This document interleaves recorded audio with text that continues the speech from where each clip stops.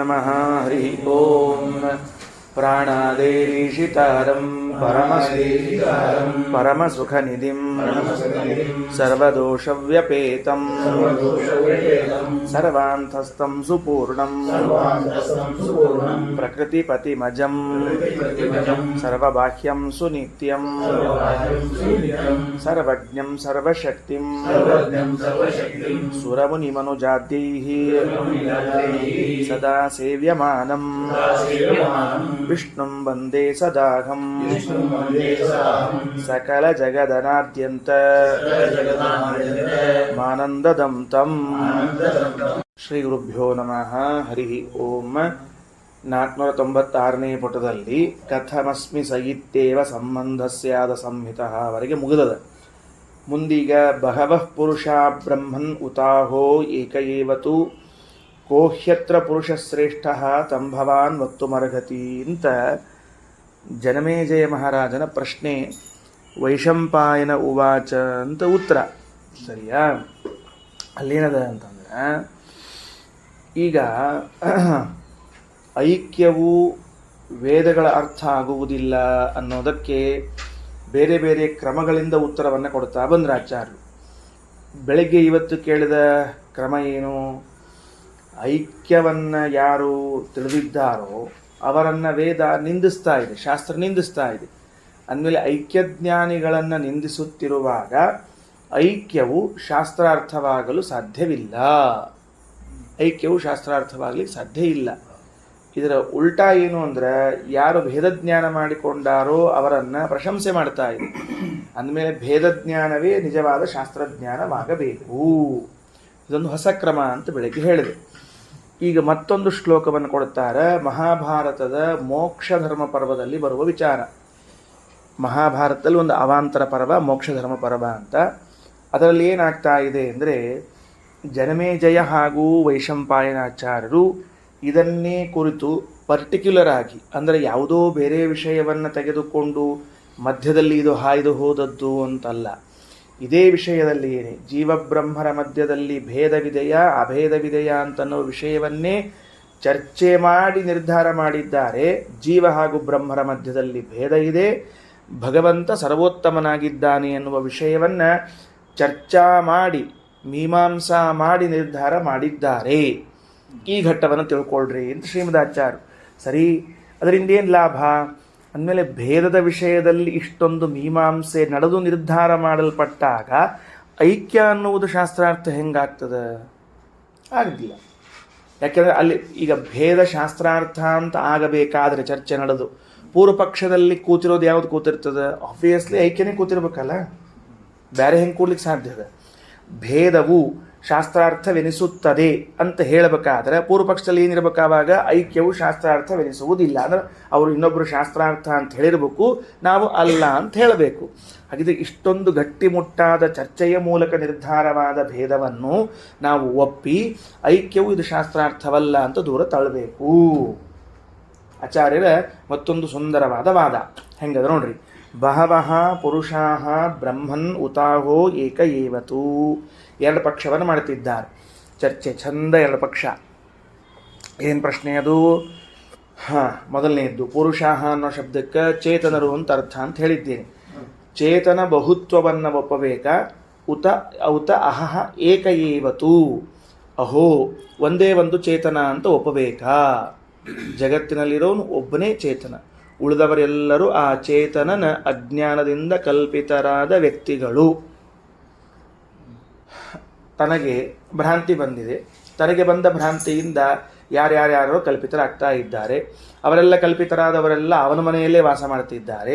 ಅವನಿಗೆ ಎಲ್ಲಿ ನೋಡಿದಲ್ಲೂ ಕೂಡ ಅವರು ಕಾಣಿಸ್ಲಿಕ್ಕೆ ಶುರು ಮಾಡ್ಯಾರ. ಇಲ್ಲಿ ಅವ್ರು ಕೂತಾರ, ಇಲ್ಲಿ ಇವ್ರು ಕೂತಾರ, ಇಲ್ಲಿ ಇವ್ರು ಕೂತಾರ ಅಂತ ತಿಳ್ಕೊಂಡು ಉಳಿದವ್ರು ಯಾರಿಗೂ ಕಾಣಿಸ್ವಲ್ರಾಗ್ಯಾರ. ಆವಾಗ ಈ ಇರೋನು ಒಬ್ಬನೇ ಚೇತನ, ಅವನಿಗೆ ಉಳಿದವರೆಲ್ಲರೂ ಕಾಣಿಸ್ತಿದ್ದಾರೆ ಅಂದರೆ ಇವನ ಭ್ರಾಂತಿಯಿಂದ ಕಲ್ಪಿತರಾದವರು ಉಳಿದವರು ಅಂತ ಒಂದು ವಾದ.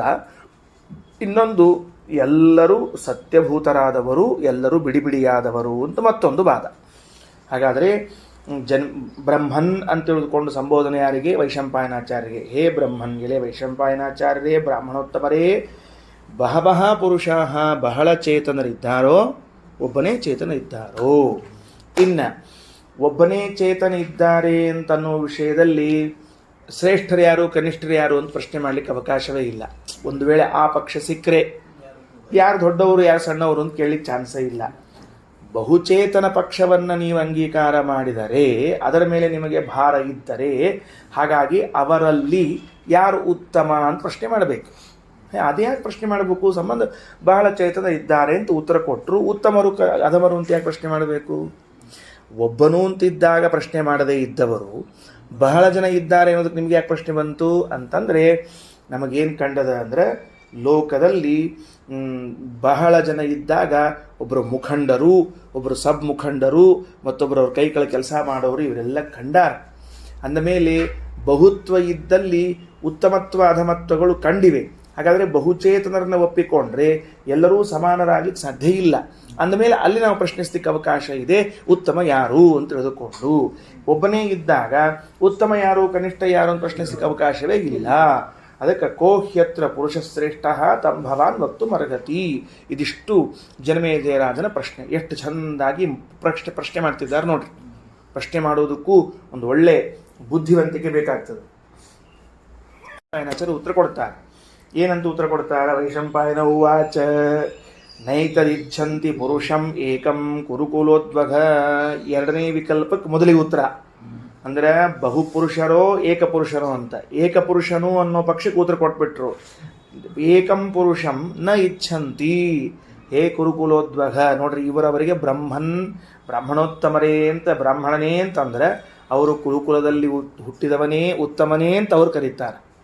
ಹಂಗೆ ಪರಸ್ಪರ ಗೌರವಾದರಗಳಿಂದ ಮಾತಾಡ್ತಿದ್ರು ಅವಾಗ. ಏಕಂ ಪುರುಷಂ ಇತಿ ಏತತ್ ನ ಇಚ್ಛಂತಿ.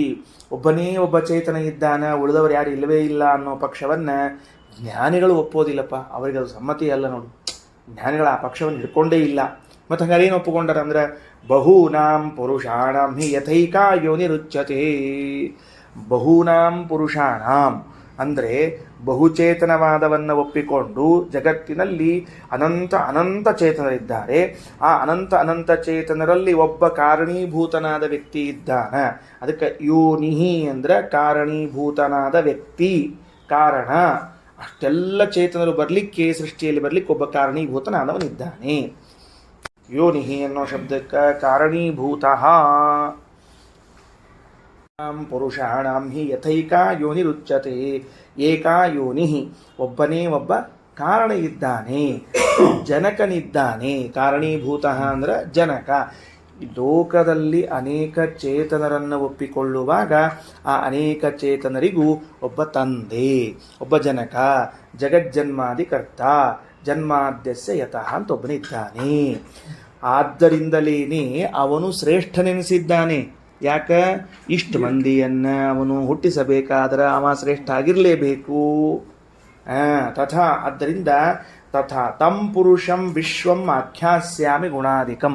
ಅದರಿಂದ ಅಂತಹ ಶ್ರೇಷ್ಠ ಪುರುಷನಾದ, ವ್ಯಾಪ್ತನಾದ, ಅಧಿಕ ಗುಣವುಳ್ಳವನನ್ನು ನಿನಗೆ ನಾನು ವರ್ಣಿಸುತ್ತೇನೆ, ಹೇಳುತ್ತೇನೆ ಅಂತ ಎಷ್ಟು ಸ್ಪಷ್ಟ ವಾಕ್ಯಗಳಿಂದ ಭಗವಂತನ ಸರ್ವೋತ್ತಮತ್ವವನ್ನು, ಭೇದವನ್ನು ನಿರ್ಧಾರ ಮಾಡಿದ್ದಾರೆ.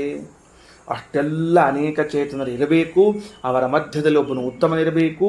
ಅಂಥ ಉತ್ತಮ ಅವನು ಗುಣಪೂರ್ಣನಾಗಿದ್ದಾನೆ, ವ್ಯಾಪ್ತನಾಗಿದ್ದಾನೆ, ಅವನನ್ನೇ ನಿನಗೆ ಹೇಳ್ತೀನಿ ಅಂತನಬೇಕಾದಾಗ ಭೇದ ಇದು ಮೀಮಾಂಸೆಯಿಂದ ನಿರ್ಧಾರ ಮಾಡಲ್ಪಟ್ಟದ್ದು. ಅಂದರೆ ದ್ವಾಪರ ಯುಗದಲ್ಲೂ ಕೂಡ ಜೀವಬ್ರಹ್ಮರ ಐಕ್ಯವನ್ನು ವಾದಿಸುವ ಜನ ಇದ್ದರು. ಜನಮೇಜಯ ಮಹಾರಾಜನಿಗೆ ಕಿವಿಗೆ ಬಿದ್ದಿತ್ತು. ಅದೇ ಸಂದರ್ಭದಲ್ಲಿ ಜೀವಬ್ರಹ್ಮರ ಭೇದವನ್ನು ವಾದ ಮಾಡುವ ಜನರೂ ಇದ್ದರು, ಅದು ಅವರ ಕಿವಿಗೆ ಬಿದ್ದಿತ್ತು. ವೈಶಂಪಾಯನಾಚರಂಥ ಯೋಗ್ಯ ವ್ಯಕ್ತಿಗಳು ಸಿಕ್ಕಾಗ ಅವರ ಬಳಿ ತಮ್ಮ ಜಿಜ್ಞಾಸೆಯನ್ನು ತೋಡಿಕೊಂಡು ಪರಿಹಾರ ಮಾಡಿಕೊಂಡ್ರು, ಸಮಸ್ಯೆಯನ್ನು ಪರಿಹಾರ ಮಾಡಿಕೊಂಡ್ರು. ಸರಿ, ಇನ್ನು 497ನೇ ಪುಟದಲ್ಲಿ ಮುಂದಿನ ಶ್ಲೋಕಗಳು ಭಗವದ್ಗೀತೆಯ ಶ್ಲೋಕಗಳನ್ನು ಹೇಳಲಾಗ್ತದ. ಏನಾಶ್ಚರ್ಯ! 15ನೇ ಅಧ್ಯಾಯ ಭಗವದ್ಗೀತಾ ಶ್ಲೋಕಗಳು. ಎಷ್ಟು ಹೇಳ್ಯಾರ ಅಂದ್ರೆ ಅಲ್ಲಿರೋದು 3-4-5 ಶ್ಲೋಕವ. 5 ಶ್ಲೋಕ, ಕೊನೆಯ 5 ಶ್ಲೋಕ, ಭಗವದ್ಗೀತೆಯ ಕೊನೆಯ 5 ಶ್ಲೋಕವನ್ನು ಶ್ರೀಮದಾಚಾರ್ಯ ತಂದು ಕಾಪಿ ಪೇಸ್ಟ್ ಅಲ್ಲಿಂದ ತಂದು ಇಲ್ಲಿಡ್ತಾರೆ. ಕಾಪಿ ಪೇಸ್ಟ್ ಎದಕ್ಕೆ ಅಂದರೆ ಗೀತೆ ಇದು ಮಹಾಭಾರತದ ಒಂದು ಶ್ರೇಷ್ಠವಾದ ಭಾಗ. ನಿನ್ನೆ ಹೇಳಿದೆ ನಾ ಪ್ರವಚನ ಹೇಳುವಾಗ, ಗೀತಾ ಹಾಗೂ ವಿಷ್ಣು ಸಹಸ್ರನಾಮಗಳು ಅಂದರೆ ಮಹಾಭಾರತದಲ್ಲಿ ಅತ್ಯಂತ ಶ್ರೇಷ್ಠ ಭಾಗ.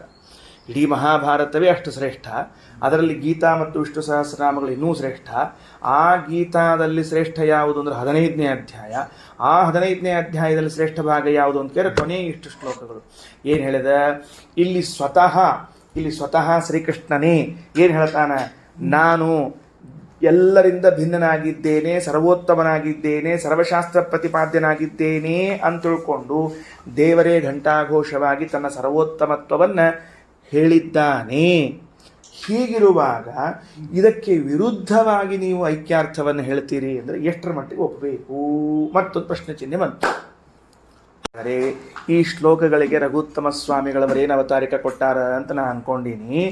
ಗೀತೆಯಲ್ಲೂ ಜೀವನಿಂದ ಭಿನ್ನನಾಗಿದ್ದಾನೆ ವಿಷ್ಣು, ಅವನು ಸರ್ವೋತ್ತಮನಾಗಿದ್ದಾನೆ, ಅದುವೇ ಸಕಲ ಶಾಸ್ತ್ರ ಪ್ರತಿಪಾದ್ಯವಾಗಿದೆ ಎಂದು ಹೇಳಿದ್ದರಿಂದ ಅದುವೇ ವೇದಾದಿಗಳಿಂದ ಪ್ರತಿಪಾದ್ಯವಾಗಬೇಕೇ ಹೊರತಾಗಿ ಜೀವಬ್ರಹ್ಮರ ಐಕ್ಯ ಅಲ್ಲ.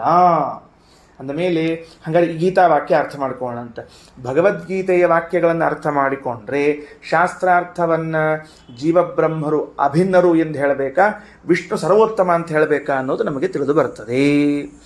ಆಚಾರ್ಯರಿಗೆ ಇಷ್ಟು ಶ್ಲೋಕವು ನೋಡ್ರಿ, ಇವು ಶ್ವಾಸೋಚ್ಛ್ವಾಸದಂಗೆ ಅವರಿ ಆಚಾರ್ಯರಿಗೆ. ಅಷ್ಟು ಪ್ರೇಮ ಅಂದ್ರೆ ಇದೇ ಬರ್ತದೆ.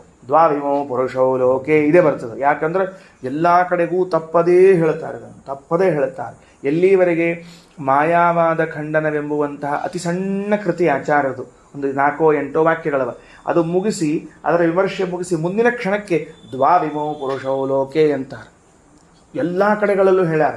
ಅಂದರೆ ಶ್ರೀಮದಾಚಾರ್ಯರಿಗೆ ಅತ್ಯಂತ ಪ್ರಿಯವಾದ ಭಾಗ ಯಾವುದು ಅಂತ ಕೇಳಿದ್ರೆ ಭಗವದ್ಗೀತೆಯಲ್ಲಿ ದ್ವಾವಿಮೋ ಪುರುಷೌ ಲೋಕೆ ಅಂತ ತಿಳಿದುಕೊಂಡು ಅದನ್ನು ಅರ್ಥ ಮಾಡಿಕೊಂಡ್ರೆ ನಾವು ಶಾಸ್ತ್ರಾರ್ಥ ಏನು ಅಂತ ತಿಳಿಯಬಲ್ಲೆವು. ಬರ್ರಿ, ಆ ಅಕ್ಷರಗಳನ್ನು ಹತ್ತಿರದಲ್ಲಿ ಅನುಸಂಧಾನ ಮಾಡಿಕೊಳ್ಳ್ರಿ, ಬೆರಳಿಟ್ಕೊಳ್ರಿ ಪುಸ್ತಕದ ಮೇಲೆ. ಅದರ ಮೇಲೆ ಅಕ್ಷರ ಬಂತು ಅಂದರೆ ಬಹಳ ಆನಂದ ಆಗ್ತಿರ್ತದೆ. ದ್ವಾವಿಮೌ ಪುರುಷವು ಲೋಕೆ ಕ್ಷರಶ್ಚ ಅಕ್ಷರ ಏವಚ. ಇದು ಕೃಷ್ಣನೇ ಅರ್ಜುನಿಗೆ ಹೇಳಿರುವಂತಹದ್ದು. ಲೋಕೆ ಅಂದರೆ ಲೋಕದಲ್ಲಿ ಅಂತ ಅರ್ಥ. ಹಂಗೆ ಸಂಸ್ಕೃತ ಸಾಮಾನ್ಯ ಬಂದ್ರೆ ಹಿಂಗೆ ಅರ್ಥ ಹೇಳ್ತಿರ್ತೀವಿ ನಾವು. ಲೋಕೆ ಅಂದ್ರೆ ಲೋಕದಲ್ಲಿ ಅಂತ ತಿಳ್ಕೊಂಡು. ಇಬ್ಬರು ಪುರುಷರಿದ್ದಾರೆ ಅಂದರೆ ಈ ಲೋಕದಾಗ ಇಬ್ಬರೇ ಇರೋರ. ಮತ್ತು ಹಂಗಾರ ಇಷ್ಟು ಮಂದಿ ಕೂತೀವಿ ನಾವು, ಭಾಳ ಮಂದಿ ಕೂತೀವಿ ಮತ್ತು ಇಬ್ಬರೇ ಅಂತಿರಲ್ಲ ಅಂದ್ರೆ ಇದು ನಮ್ಮ ಶಾಲೆ ತನ್ರಿ ಯಾವಾಗಲೂ. ಅದರೊಳಗೆ ಮತ್ತು ಪುರುಷರು ಬೇರೆ ಇಬ್ಬರ ಅಂತ. ಮತ್ತು ಅಕಸ್ಮಾತ್ ಹಿಂಗೆ ಪ್ರವಚನ ಹೇಳೋ ಕಾಲಕ್ಕೆ ಹೆಣ್ಮಕ್ಳು ಬಂದು ಕೂತಿದ್ರು ಭಜನಾ ಮಂಡಳಿಯವರು. ಅಕಸ್ಮಾತ್ ಭಜನಾ ಮಂಡಳಿಯವ್ರು ಬಂದು ಕೂತಿದ್ರು, ಅವರೇ 20 ಮಂದಿದ್ದು, ಪುರುಷರೇ ಇಬ್ಬರಿದ್ದಾರೆ. ಅದಕ್ಕೆ ಹೆಂಗೆ ಮಾಡೋರಪ್ಪ ನೀವು? ಭಾವಿಬ ಪುರುಷ ಲೋಕೆ ಅಲ್ಲಿಗೆ ಬರೋದಿಲ್ಲ. ಟೀಕಾಕೃತ್ಪಾದ ಎಷ್ಟು ಶಾಣ್ಯಾರು ಅಂದರೆ ಇಲ್ಲೆಲ್ಲ ಬೇರೆ ಕಡೆಗೆ ಇದ್ರ ವಿವರಣೆ ಕೊಟ್ಟಾರ. ಹೇಳೋಕ ಅಂತಾರ ಲೋಕ ಅನ್ನೋ ಶಬ್ದಕ್ಕೆ ಅರ್ಥ ಏನು ಗೊತ್ತೇನು ಅಂದರೆ ರಾಜನಿಂದ ನಿಯಂತ್ರಿಸುವಂತಹ ಜನರನ್ನ ಲೋಕ ಅಂತ ಕರೀತಾರೆ. ಲೋಕ ಅಂದ್ರೆ ನಿಯಂತ್ರಿಸಲ್ಪಡುವ ಜನರು ಅಂತ ಅರ್ಥ. ಸರಿ ಹೋತೀಗ ಅರ್ಥ. ಲೋಕ ಶಬ್ದಕ್ಕೆ ಲೋಕದಲ್ಲಿ ಅಂತ ಅರ್ಥ ಅಲ್ಲ, ಮತ್ತೆ ನಿಯಂತ್ರಿಸಲ್ಪಡುವಂತಹ ವ್ಯಕ್ತಿಗಳು. ಆ ಭಗವಂತ ಯಾರ್ಯಾರನ್ನು ನಿಯಂತ್ರಣ ಮಾಡ್ತಾನಲ್ಲ ಅವರಲ್ಲಿ 2 ತರಹದ ಪುರುಷರಿದ್ದಾರೆ, 2 ತರಹದ ಚೇತನರಿದ್ದಾರೆ ಅಂತ ಅರ್ಥ. ಹಾಗಾದರೆ ಲೋಕೆ ಅನ್ನೋ ಶಬ್ದಕ್ಕೆ ಈಶಿತವ್ಯ ವರ್ಗೇ ಅಂತ ಅರ್ಥ. ರಘುತ್ತಮ ಸ್ವಾಮಿಗಳವರು ತಿಳಿಸ್ತಾರೆ. ಟೀಕಾಕೃತ್ಪಾದರ ವಾಕ್ಯವನ್ನೇ ಬರೀತಾರೆ. ಈಶಿತವ್ಯ ವರ್ಗೇ. ಇವ ಈಶಾ, ಅವರು ಈಶಿತವ್ಯರು. ಪರಮಾತ್ಮ ಈಶಾ, ಇವರು ಈಶಿತವ್ಯರು. ಈಶಿತವ್ಯರು ಅಂದರೆ ನಿಯಮ್ಯರು, ಅಧೀನಕ್ಕೆ ಒಳಪಟ್ಟವರು, ನಿಯಂತ್ರಣಕ್ಕೆ ಒಳಪಟ್ಟವರು. ಅವರನ್ನು ಲೋಕ ಎನ್ನೋ ಶಬ್ದದಿಂದ ಕರಿಬೇಕು. ಇಬ್ಬರಿದ್ದಾರೆ. ಯಾರಪ್ಪ ಅವರು? ದ್ವಾವಿಮೌ ಪುರುಷರು. ಒಬ್ಬರು ಕ್ಷರ ಪುರುಷರು, ಇನ್ನೊಬ್ಬರು ಅಕ್ಷರ ಪುರುಷರು. ಇಲ್ಲಿ ಪುರುಷ ಶಬ್ದ ಇದು ಗಂಡಸು ಎನ್ನುವ ಅರ್ಥವನ್ನು ಹೇಳುತ್ತಿಲ್ಲ. ಮತ್ತೆ ಪುರುಷರು ಅಂತನ್ನುವ ಶಬ್ದ ಶರೀರ ಉಳ್ಳವರು. ಅಕ್ಷರ ಪುರುಷರು ಕ್ಷರ ಪುರುಷರು ಅಂತ ತಿಳ್ಕೊಂಡು 2 ತರಹದ ಶರೀರ ಉಳ್ಳವರು ಅಂತ ತಿಳ್ಕೊಂಡು ವಿವರಣೆ ಕೊಡ್ಲಿಕ್ಕತ್ತಾರೆ. ನೋಡ್ರಿ, ಹೌದಾ? ಸರಿ. ಈ ಅಸ್ವತಂತ್ರವಾದ ಅಂದ್ರೆ ಈಶಿತವ್ಯರು ಅಂದ್ರೆ ಅಸ್ವತಂತ್ರರು ಅಂತ ಅರ್ಥ ಆಯ್ತು. ಈಗ ಅಸ್ವತಂತ್ರವಾದ ವರ್ಗದಲ್ಲಿ ಇಬ್ಬರಿದ್ದಾರೆ, ಕ್ಷರ ಮತ್ತು ಅಕ್ಷರ ಅಂತಂದ್ರಿ. ಹಂಗಾದ್ರೆ ಕ್ಷರರು ಅಂದ್ರೆ ಯಾರು? ಕೃಷ್ಣ ತಾನೇ ಮೂಲವಾಕ್ಯವನ್ನು ಹೇಳಿ ತಾನೇ ವಿವರಣೆಯ ವಾಕ್ಯವನ್ನು ಪಠಣ ಮಾಡ್ತಾನೆ. ಅಂದ್ರೆ ನೀನ ತಿಳ್ಕೊ ಶಾಣೆ ಇದ್ದಿ ಅಂತ ಹಿಂಗೆ ಬಿಡಂಗಿಲ್ಲ. ಕೆಲವರು ಹಂಗೆ ಹೇಳಿ ಹೋಗ್ಬಿಟ್ಟಿರ್ತಾರೆ, ಅರ್ಥಾತಿಲ್ಲೋ ದಿಟ್ಟು ಹೋಗ್ಬಿಟ್ಟಿರ್ತಾರೆ. ಅವ್ನು ಅರ್ಥಾತಿಲ್ಲೋ ಅನ್ನೋದೊಂದೇ ಅರ್ಥ ಆಗಿರುತ್ತೆ, ಉಳಿದ ಅರ್ಥ ಆಗಿರಲ್ಲ. ಅದಕ್ಕೆ ಹಂಗೆ ಹೇಳ್ಬಾರ್ದು. ಹೆಂಗೆ ಹೇಳಬೇಕು ಅಂದರೆ ಬಿಡಿಸಿ ಬಿಡಿಸಿ ಹೇಳಬೇಕಂತ. ಕ್ಷರಃ ಸರ್ವಾಣಿ ಭೂತಾನಿ. ನೋಡ್ರಿ, ಕ್ಷರರು ಅಂತನೋ ಶಬ್ದಕ್ಕೆ ಯಾರಿಗೆ ಕರೀತಾರ ಅಂದರೆ ಸರ್ವಭೂತಗಳು. ಸರ್ವಭೂತಗಳು ಅಂದರೆ ಏನು ಅರ್ಥ ಮಾಡಿಕೊಳ್ಬೇಕು ಅಂದರೆ ಬ್ರಹ್ಮದೇವರಿಂದ ಮೊದಲುಗೊಂಡು ಅಂದರೆ ಇಲ್ಲಿಂದ ಉದಾಹರಣೆಗೆ ಈಗ ತೃಣಜೀವನಿಂದ ಪ್ರಾರಂಭ ಮಾಡಿಕೊಂಡು ದ ಎಂಡ್ ಕೊನೆಗೆ ಬ್ರಹ್ಮದೇವರನ್ನು ತಗೊಂಡ್ಬಿಟ್ರೆ ಅಲ್ಲಿವರೆಗೆ ಅವರನ್ನು ಕ್ಷರ ಪುರುಷರು ಅಂತ ಕರಿಬೇಕು. ಯಾಕ ಅಂತ ಕೇಳಿದ್ರೆ ಕ್ಷರ ಪುರುಷರು ಅಂತ ಕರೀಲಿಕ್ಕೆ ಕಾರಣವೇನು ಅಂದರೆ ಅವರ ಶರೀರವು ಒಂದಿಲ್ಲ ಒಂದು ದಿವಸ ಕ್ಷರಣಗೊಳ್ಳುತ್ತದೆ, ನಾಶಗೊಳ್ಳುತ್ತದೆ. ಹಾಗಾದರೆ ಬ್ರಹ್ಮದೇವರಿಂದ ಮೊದಲುಗೊಂಡು ತೃಣಜೀವದವರೆಗೆ ಯಾರ್ಯಾರ ಶರೀರ ಕ್ಷರಣಗೊಳ್ಳುತ್ತದೆಯೋ ಅವರನ್ನೆಲ್ಲರೂ ನಾವು ಕ್ಷರಪುರುಷರು ಅಂತ ಕರೆಯೋಣ. ಅದನ್ನೇ ಕ್ಷರಃ ಸರ್ವಾಣಿ ಭೂತಾನಿ ಅಂತ ಕರೆದಿದ್ದಾರೆ. ಸರಿ, ಮುಂದೆ ಕೂಟಸ್ಥ ಅಕ್ಷರ ಉಚ್ಯತೆ. ಇನ್ನು ಅಕ್ಷರ ಅಂತ ಯಾರಿಗೆ ಕರಿಬೇಕು ಅಂದರೆ ಕೂಟಸ್ಥರನ್ನು ಅಕ್ಷರ ಪುರುಷ ಅಂತ ಕರಿಬೇಕು ಅಂತ. ಏನು ಹಂಗಂದ್ರೆ ಕೂಟಸ್ಥ ಅಂದ್ರೆ ಅರ್ಥ ಆಗಲಿಲ್ವೇ ಅಂತಂದರೆ ಅದಕ್ಕೆ ಹೇಳ್ತಾರೆ ಕೂಟ ಅಂತನ್ನೋ ಶಬ್ದಕ್ಕೆ ಆಕಾಶ ಅಂತ ಅರ್ಥ. ಕೂಟ ಎದಕ್ಕೆ ಕರೀತಾರೆ? ಆಕಾಶಕ್ಕೆ ಕೂಟ ಅಂತ ಕರೀತಾರೆ. ಅಂತನೋ ಶಬ್ದಕ್ಕೆ ಆಕಾಶ ಅಂತ ಅರ್ಥ. ಆಚಾರ್ಯರು ಅಲ್ಲಿ ಗೀತೆಗೆ ವ್ಯಾಖ್ಯಾನ ಮಾಡುವಾಗ ಆಚಾರ್ಯ ಅಂತಾರೆ ಕೂಟಂ ಖಂ ವಿದಲಂ ವ್ಯೋಮ ಸಂಧಿ ಆಕಾಶ ಉಚ್ಯತೆ. ಇಷ್ಟೆಲ್ಲ ಪರ್ಯಾಯ ಪದಗಳಿವೆ ಅಂತ. ಸಮಾನಾರ್ಥಕ ಪದಗಳು ಎಷ್ಟೆಷ್ಟದೆ? ಕೂಟಂ ಖಂ ವಿದಲಂ ವ್ಯೋಮ ಸಂಧಿರಾಕಾಶ ಉಚ್ಯತೆ. ಹಾಗಾದರೆ ಕೂಟ ಅಂದರೆ ಆಕಾಶ. ಯಾವ ಆಕಾಶ? ಅವ್ಯಾಕೃತ ಆಕಾಶ. ಎಷ್ಟು ಚಂದ ನೋಡ್ರಿ ಹೆಸರು ಅದಕ್ಕೆ. ಎಂದೆಂದೂ ವಿಕಾರವಾಗದೇ ಇರುವ ಆಕಾಶವಾದದ್ದರಿಂದ ನನಗೆ ಅವ್ಯಾಕೃತ ಆಕಾಶ ಅಂತ ಕರಿಬೇಕು. ಇದು ನಾವು ಓದ್ತಿರೋದು ಅವ್ಯಾಕೃತ ಬ್ರಾಹ್ಮಣ. ಅವ್ಯಾಕೃತ ಬ್ರಾಹ್ಮಣನೊಳಗೆ ಅವ್ಯಾಕೃತ ಆಕಾಶದ ಚಿಂತನ. ಹೌದಾ? ಸರಿ, ಮುಂದೇನು? ಎಂದೆಂದೂ ವಿಕಾರವಾಗದೇ ಇರುವುದು ಅಂದರೆ ಆ ಆಕಾಶಕ್ಕೆ ಹುಟ್ಟು, ಆ ಆಕಾಶಕ್ಕೆ ಮುಪ್ಪು, ಆ ಆಕಾಶಕ್ಕೆ ಜಡ್ಡು, ಆ ಆಕಾಶಕ್ಕೆ ಜಾಪತ್ತು, ಆ ಆಕಾಶಕ್ಕೆ ಮರಣ ಯಾವುದು ಇಲ್ಲವಾದದ್ರಿಂದ ಅದಕ್ಕೆ ಅವ್ಯಾಕೃತ ಆಕಾಶ ಅಂತ ಕರೀತಾರೆ. ಲೈಕ್ ಲಕ್ಷ್ಮೀದೇವಿ ಹೆಂಗಿದ್ದಾಳ? ಅವ್ಯಾಕೃತ ಆಕಾಶದಂತೆ ಇದ್ದಾಳ, ನಿರ್ವಿಕಾರಳಾಗಿ ಇದ್ದಾಳ. ಹೌದು, ನಮ್ಮ ಸ್ವರೂಪನೂ ನಿರ್ವಿಕಾರದ. ನಮ್ದೇನು ಸ್ವರೂಪ ಏನು ವಿಕಾರೇನು? ಶರೀರ ನಾವು ಹೇಳ್ತಾ ಇರೋದು ಇಷ್ಟೊತ್ತು ಕಥಿ ಅಕ್ಷರ. ಯಾರ ಶರೀರ ಎಂದೆಂದೂ ವಿಕಾರಕ್ಕೊಳಗಾಗುವುದಿಲ್ಲವೋ ಸ್ವಭಾವ ಏನು ಸ್ವರೂಪ ಏನು ಹೇಳಿರ್ತದೆ? ಎಲ್ಲರ ಸ್ವರೂಪವೂ ವಿಕಾರರಹಿತವಾದದ್ದೇ. ನನ್ನದು, ನಿಮ್ಮದು, ಲಕ್ಷ್ಮೀದೇವಿದು, ಪರಮಾತ್ಮನದ್ದು ಎಲ್ಲರ ಸ್ವರೂಪವೂ ನಿರ್ವಿಕಾರವೇ, ಸಂದೇಹವೇ ಇಲ್ಲ. ಆದರೆ ಯಾರ ಶರೀರವೂ ಎಂದು ವಿಕಾರಗೊಳ್ಳುವುದಿಲ್ಲವೋ ಅಸ್ವತಂತ್ರ ವರ್ಗದಲ್ಲಿ ಅವಳು ಲಕ್ಷ್ಮೀದೇವಿ. ಹಾಗಾಗಿ ಅವಳಿಗೇನು ಹೆಸರು ಕೊಟ್ಟಿದ್ದಾರೆ ಶಾಸ್ತ್ರದಲ್ಲಿ? ಅಕ್ಷರ ಪುರುಷಳು ಅಂತ ಕರೆದಿದ್ದಾರೆ. ಅಕ್ಷರ ಪುರುಷರು ಅಂತ ಕರೆದಿದ್ದಾರೆ.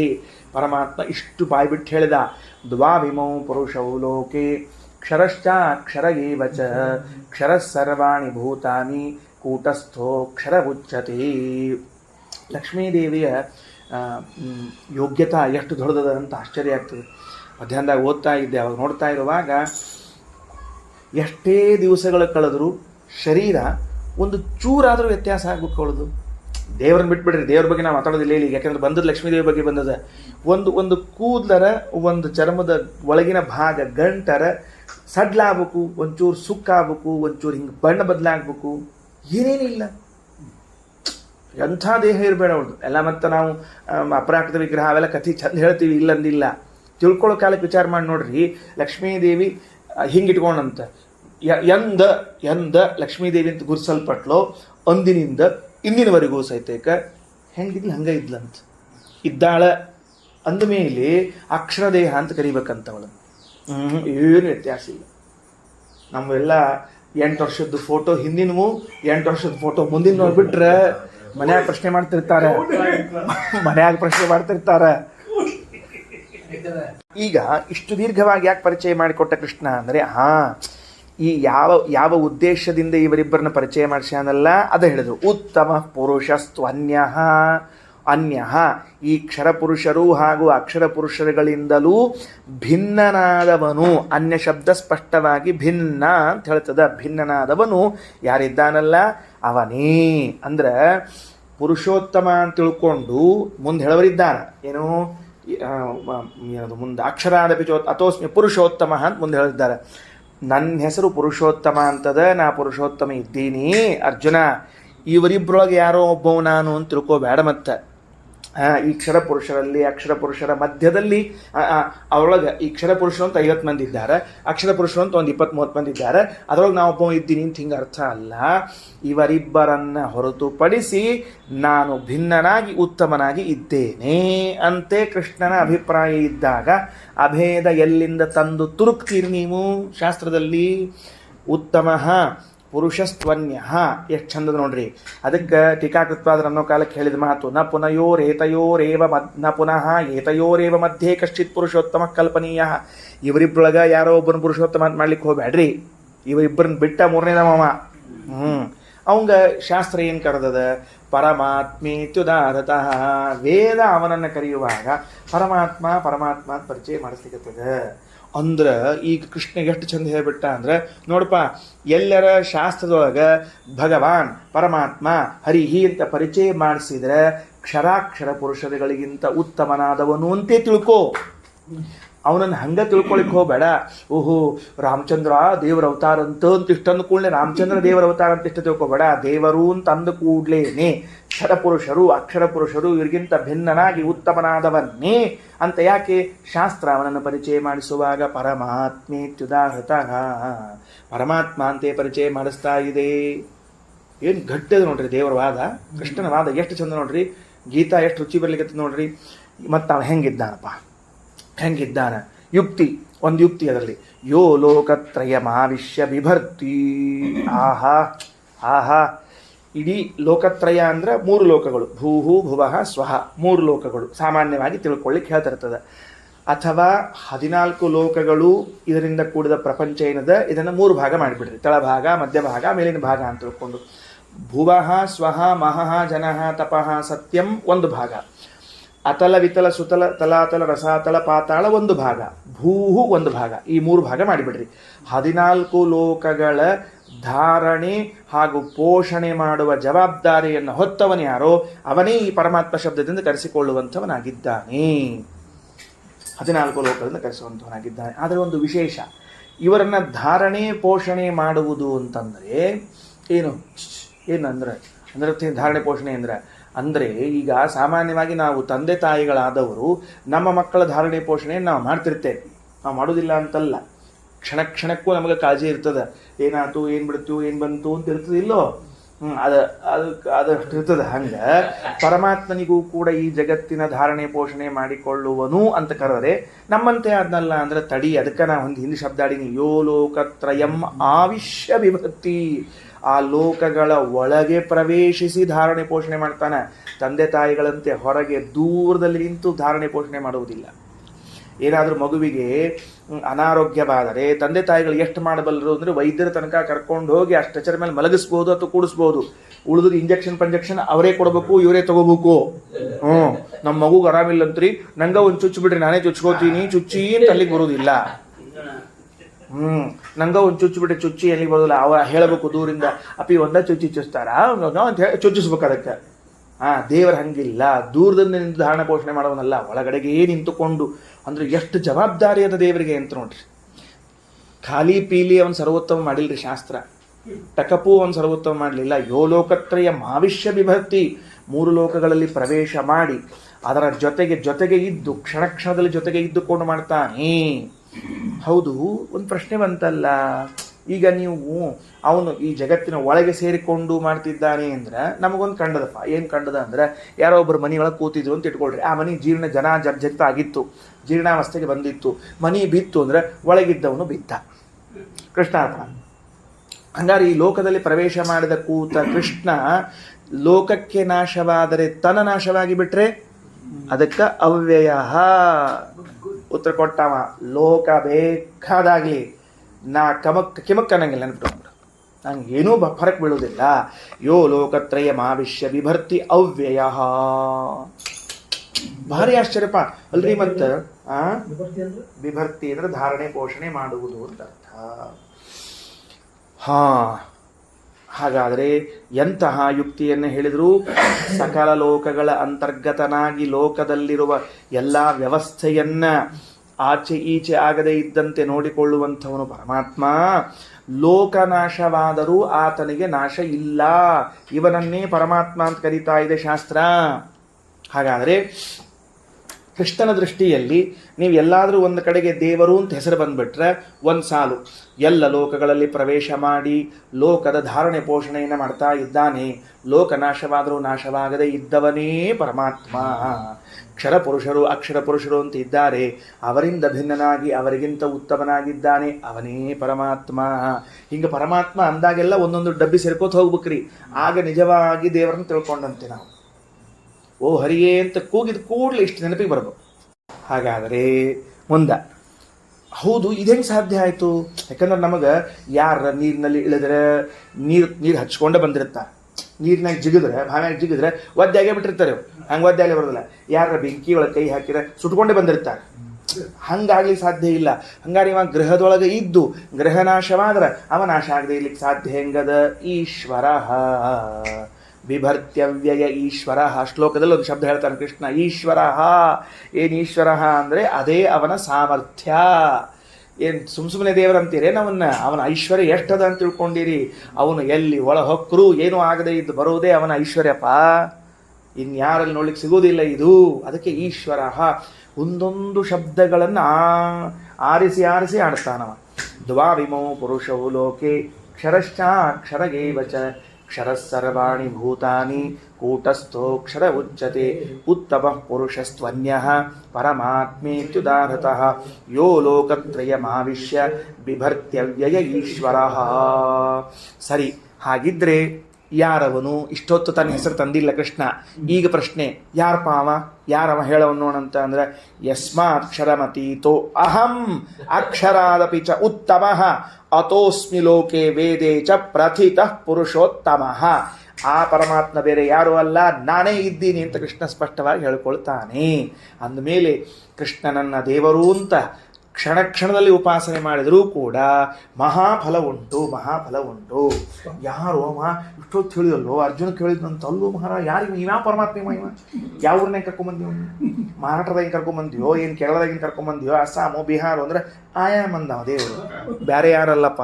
ಯಸ್ಮಾತ್ ಕ್ಷರಂ ಅತೀತಃ ಅಹಂ, ನಾನೇ ಆ ಎಲ್ಲ ಕ್ಷರ ಪುರುಷರಿಗಿಂತ ಉತ್ತಮನಾದವನು. ಅಕ್ಷರಾದಪಿ ಚ ಉತ್ತಮಃ, ಅಕ್ಷರ ಪುರುಷರಿಗಿಂತ ಉತ್ತಮನಾದವನು ನಾನೇ. ಅತಃ ಆದ್ದರಿಂದ ಲೋಕೆ ವೇದೇಚ, ಲೋಕ ಅನ್ನೋ ಶಬ್ದಕ್ಕೆ ಇಲ್ಲಿ ಪೌರುಷೇಯವಾದ ಗ್ರಂಥಗಳು ಅಂತ ಅರ್ಥ. ಬರ್ಕೊಳ್ರಿ, ಲೋಕ ಶಬ್ದಕ್ಕೆ ಇಲ್ಲಿ ಪೌರುಷ ಗ್ರಂಥಗಳು, ವೇದ ಅನ್ನೋ ಶಬ್ದಕ್ಕೆ ಅಪೌರುಷೇಯವಾದ ಗ್ರಂಥಗಳು ಅಂತ ಅರ್ಥ. ಪ್ರಥಿತಃ ಪ್ರಸಿದ್ಧನಾಗಿದ್ದೇನೆ ಪುರುಷೋತ್ತಮನೆಂದು. ಅಂದ್ರೆ ನಮಗೆ ಶಾಸ್ತ್ರ ಗ್ರಂಥಗಳು ಅಂತೇನು ಉಪಲಬ್ಧವ ಎರಡು ರೀತಿಯವ.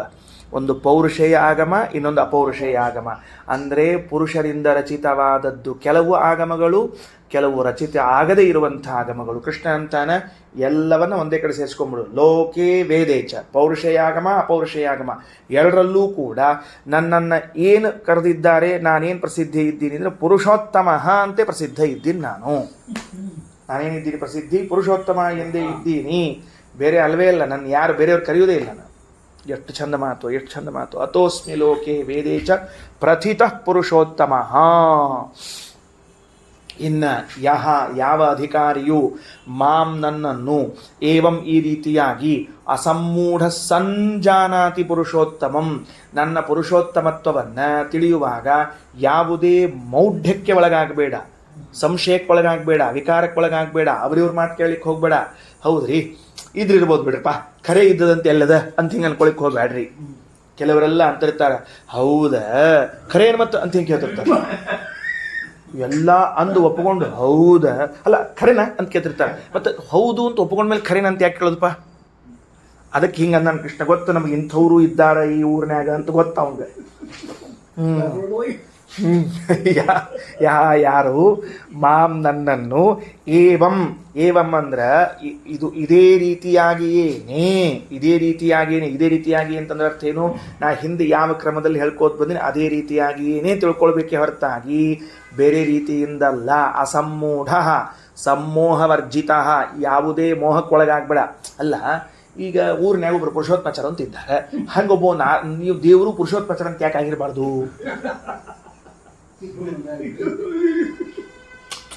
ಹೌದಿಲ್ರಿ? ಪುರುಷೋತ್ತಮಾಚಾರ ಅಂತ ಒಬ್ರು ಇದ್ದಾರಪ್ಪ ನಮ್ಮೂರಾಗ, ಅವ್ರ ಹಂಗೆ ಇವರು ಕೃಷ್ಣ ಒಬ್ಬ ಪುರುಷೋತ್ತಮ ಅಂತ ಯಾಕೆ ಆಗಿರಬಾರ್ದು? ಹಿಂಗೆ ಭ್ರಾಂತಿ ಒಳಗಾಗಬೇಡ. ಇದು ಬರೀ ನನಗೆ ಹೆಸರಷ್ಟ ಇಟ್ಟಾರ ನಮ್ಮಪ್ಪ ಅಮ್ಮ ಖರ್ಚು ಮಾಡಿ ಅಂತ ತಿಳ್ಕೊಳಿಕ್ ಹೋಗ್ಬೇಡ. ಇದು ಹೆಸರು ಇಟ್ಟದ್ದ ಅಲ್ಲ, ಇದು ಇಡ್ಲಿಕ್ಕೂ ಬರ್ಲಾರ್ದಂಗದ ಯಾರಿಗೂ. ನನಗೊಬ್ಬಂಗೈತಿ, ಜಗತ್ತಿನೊಳಗೆ ಯಾರೇ ಪುರುಷೋತ್ತಮ ಅಂತ ಇಟ್ಕೊಂಡಿದ್ರೆ 4 ಮಂದಿ ಪುರುಷ ಅಂತ ಇದ್ದಾರ, ಅವರೊಳಗೆ ನಾವು ಉತ್ತಮ ಅಂತ ಇಷ್ಟ ಅರ್ಥನೇ ಹೊರತಾಗಿ ಕ್ಷರಾಕ್ಷರ ಪುರುಷರಿಗಿಂತ ಉತ್ತಮ ಅಂತ ಅರ್ಥ ಅಲ್ಲ. ಲೋಕದೊಳಗೆ 1000 ಮಂದಿ ಪುರುಷೋತ್ತಮಾಚಾರ ಇಟ್ಕೊಂಡಿರಲಿ ಹೆಸರು, ಅಥವಾ ಪುರುಷೋತ್ತಮ ಅಂತ ಇಟ್ಕೊಂಡಿರಲಿ, ಅವ್ರಿಗೆಲ್ಲರಿಗೂ ಅರ್ಥ ಏನಂದ್ರೆ 4 ಮಂದಿ ಪುರುಷಗಳಿದ್ದಾರೆ, ಅವಳೊಳಗೆ ಒಬ್ಬ ಶ್ರೇಷ್ಠ ಅಂತ ಇಷ್ಟ ಅರ್ಥ ಹೊರತಾಗಿ ಕ್ಷರಾಕ್ಷರ ಪುರುಷಗಳಿಂದ ಉತ್ತಮ ಅಂತ ಹೇಳೋದು ನಂಗೊಬ್ಬಂಗ. ಹಾಗಾಗಿ ಅತೋಸ್ಮಿ ಲೋಕೆ ವೇದೇ ಚ ಪ್ರಜ ಪುರುಷೋತ್ತಮ ಯೋ ಮಾಮೇವಮ ಸಮ್ಮೂಢೋ ಜಾನಾತಿ ಪುರುಷೋತ್ತಮಂ ಸಹ. ಯಾರು ಹಿಂಗೆ ತಿಳ್ಕೊಂಡ್ರು ಅವ ಏನಾದ ಅಂದ್ರೆ ಸರ್ವವಿತ್, ಅವನೇ ಸರ್ವಶಾಸ್ತ್ರಾರ್ಥವನ್ನ ಬಲ್ಲವನು. ಸರ್ವವಿತ್ ಅಂದ್ರೆ ಏನು? ಸಕಲ ಶಾಸ್ತ್ರ ಅಂತ ತಿಳ್ಕೊಂಡ್ಬಿಟ್ಟ. ಏನ್ರಿ ಇಷ್ಟು ತಿಳ್ಕೊಂಡ್ಬಿಟ್ರೆ ಸಾಕೇನ್ರಿ? ದೇವರು ಸರ್ವೋತ್ತಮನಾಗಿದ್ದಾನೆ ಇಷ್ಟು ತಿಳ್ಕೊಂಡ್ಬಿಟ್ರೆ ಸಾಕು ಒಂದು ಕೃಷ್ಣ. ನಾ ಸರ್ವೋತ್ತಮ ಆಗಿ ನೀನು ತಿಳ್ಕೊಳ್ಳೋದ ಎಲ್ಲ ಶಾಸ್ತ್ರದ ಅರ್ಥ ಆದದ್ರಿಂದ ಇದನ್ನು ಒಂದನ್ನು ತಿಳ್ಕೊಂಡಿ ಅಂದ್ರೆ ಎಲ್ಲ ಶಾಸ್ತ್ರಾರ್ಥ ತಿಳ್ಕೊಂಡಂಗಾತು. ಇನ್ನೇನು ತಿಳ್ಕೊಳ್ಳೋದು ಬೇಕೇ ಆಗಿಲ್ಲ ನಿನಗ. ಎಷ್ಟು ಹೇಳಿರ್ಬೇಡ್ರಿ ದೇವರು ಸಹ ಸರ್ವವಿತ್. ಸರಿ ಆಯ್ತಾ? ಸಹ ಸರ್ವವಿತ್ ಭಜತಿ ಮಾಂ ಸರ್ವಭಾವೇನ ಭಾರತ. ಎಲ್ಲ ರೀತಿಯಿಂದಲೂ ಅವನು ನನ್ನ ಆರಾಧನೆ ಮಾಡಿದಂತೆ ಆಯಿತು. ಪ್ರತ್ಯೇಕ ನನ್ನ ಆರಾಧನೆ ಮಾಡುವ ಅವಶ್ಯಕತೆ ಇಲ್ಲ. ಏನ್ರಿ, ನಾನು ಭಜನೆ ಮಾಡುವ ಅವಶ್ಯಕತೆ ಇಲ್ಲ. ಹಿಂಗೆ ತಿಳ್ಕೊಂಡವರು ನನ್ನನ್ನು ಎಲ್ಲ ರೀತಿಯಿಂದ ಭಜಿಸಿದಂತೆ. ದೃಷ್ಟಾಂತ ಹೇಳ್ತೇನೆ. ಛತ್ರಂ ಸಮರ್ಪಯಾಮಿ, ಚಾಮರಂ ಸಮರ್ಪಯಾಮಿ, ಅರ್ಘ್ಯಂ ಸಮರ್ಪಯಾಮಿ, ಪಾದ್ಯಂ ಸಮರ್ಪಯಾಮಿ, ವಸ್ತ್ರೋಪಸ್ತ್ರ, ಹಿಂಗೆ ಎಲ್ಲ ವಸ್ತ್ರ ಉಪವಸ್ತ್ರ ಛತ್ರ ಚಾಮರ ಎಲ್ಲ ಪೂಜೆಯನ್ನ ಮಾಡಿದಾಗ ಏನಾಗಬೇಕಲ್ಲ? ಪ್ರೀತಿ. ದೇವರಂದ ನನ್ನನ್ನು ಸರ್ವೋತ್ತಮ ಎಂದು ತಿಳಿದು ಬಿಡಪ್ಪ, ಎಲ್ಲ ರೀತಿಯಿಂದ ನನ್ನ ಪೂಜೆ ಮಾಡಿದಂತೆ ಆಯಿತು. ಬಿಡ್ರಿ, ಅವಶ್ಯ ಬಿಡ್ರಿ. ಅವಾಗೇನಾಗ್ತದೆ ಗೊತ್ತೇನೋ? ನೋಡ್ರಿ, ಅವಾಗೇನಾಗ್ತದೆ ಗೊತ್ತೇನೋ ಸ್ವಾರಸ್ಯದ? ಯಾವಾಗ ನಾವು ಇಷ್ಟು ಉತ್ತಮ ವಸ್ತುವನ್ನು ಚಿಂತನೆ ಮಾಡ್ತಿದ್ದೀವಿ, ಬಹಳ ಪ್ರೀತಿ ಬರ್ಲಿಕ್ಕೆ ಶುರು ಆಗ್ತದೆ. ಪ್ರೀತಿ ಬಂತು ಅಂದ್ರೆ ಎಲ್ಲವನ್ನ ಮರೆತು ಅವನನ್ನೇ ಪ್ರೀತಿ ಪೂಜೆ ಮಾಡ್ಲಿಕ್ಕೆ ಶುರು ಮಾಡ್ತೀವಿ. ಅಲ್ಲಿ ಸ್ವಾರಸ್ಯದ ವಸ್ತುವಿನೊಳಗದು, ಅದರ ಆಕರ್ಷಣೆ ಹೆಂಗದ. ಅತೋಸ್ಮಿ ಲೋಕೆ ವೇದೇ ಚ ಪೃಥಕ್ ಪುರುಷೋತ್ತಮಃ ಯೋ ಮಾಮೇವ ಸಮ್ಮೂಢೋ ಜಾನಾತಿ ಪುರುಷೋತ್ತಮಂ ಸಹ ಸರ್ವವಿತ್. ಅವನು ಸರ್ವಶಾಸ್ತ್ರಾರ್ಥವನ್ನು ತಿಳಿದವನು. ಸರ್ವಭಾವೇನ ಮಾಂ ಭಜತಿ, ಎಲ್ಲ ಪ್ರಕಾರವಾಗಿ ಎಲ್ಲ ರೀತಿಯಿಂದ ನನ್ನನ್ನು ಪೂಜೆ ಮಾಡಿದಂತೆ ಆಯಿತು. ಹೇ ಭಾರತ, ಅರ್ಜುನ ನೋಡಪ್ಪ, ಇಷ್ಟ ರಹಸ್ಯ ಹೇಳೀನಿ, ಊರಾಗ ಹಂಚ್ಕೋತ ಹೋಗ್ಲಿಕ್ಕೆ ಹೋಗಬೇಡ. ಇದನ್ನ ಪಾಂಪ್ಲೆಂಟ್ ಹಂಚಿದಂಗ ನಿಮಗೊಂದು ಬೇಕೇನ್ರಿ ಪಾಂಪ್ಲೆಂಟು ಅಂತ ಹಂಚ್ಕೋತ ಹೋಗಬೇಡ. ಇತಿ ಗುಹ್ಯತಮಂ ಶಾಸ್ತ್ರಂ. ಇದು ಅತ್ಯಂತ ಗೋಪನೀಯವಾದ ಶಾಸ್ತ್ರ. ಇದ ಮುಕ್ತಮ್ಮ ಯಾನಘ, ಹೇ ಅನಘ, ನಿಷ್ಪಾಪಿಯಾದ ಅರ್ಜುನನೇ, ಪಾಪರಹಿತನಾದ ಅರ್ಜುನನೇ, ಇದಂ ಮಯಾ ಉಕ್ತಂ, ಇದನ್ನು ನಾನು ಹೇಳಿದ್ದೀನಿ. ಏನು? ಅತ್ಯಂತ ಗುಹ್ಯತಮವಾದ ಗೋಪನೀಯವಾಗಿರುವಂತಹ ಶಾಸ್ತ್ರವನ್ನು ನಿನಗೆ ಹೇಳಿದ್ದೇನೆ. ಏನು ಆಶ್ಚರ್ಯ! ಒಂದಕ್ಕೊಂದು ವಾಕ್ಯಗಳು ಹೆಂಗೆ ಹೊಂದಿಸ್ಬಿಡ್ತಾನೋ ಏನೋ ದೇವರು.